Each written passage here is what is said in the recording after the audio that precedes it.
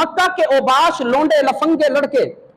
एक काले रंग के गुलाम के गले में रस्सी डालकर बांध कर उसको खींच रहे हैं, और खींच कर बार बार वो लड़के, वो लोंडे ये कहते हैं, ए गुलाम तू लात और उज्जा को मान और अल्लाह का इनकार कर।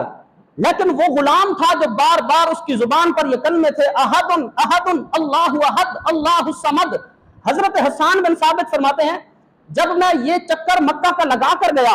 मेरे दिल में बड़ी रंजिश थी कि वो बेचारा गुलाम, बेचारा गरीब, पता नहीं मक्का के लोग उसको क्यों गलियों बाजारों में घसीटते हैं, क्यों उसको मारते हैं। लेकिन हजरत हसन बिन साबित फरमाते हैं, जब मैं इस्लाम के दामन से वाबस्ता हुआ, मैं मुसलमान हुआ, रसूलुल्लाह का कलमा पढ़ा, फिर मुझे पता चला वो अजीम आदमी, उसी को मुअज्जिन रसूल बिलाल हबशी कहा जाता है, जिसने शुरू इस्लाम के अंदर इतने जुल्म सितम बर्दाश्त किए, लेकिन हजरत बिलाल रज़ियल्लाहु ताला अन्हु ने इस्लाम का दामन नहीं छोड़ा। बिल आखिर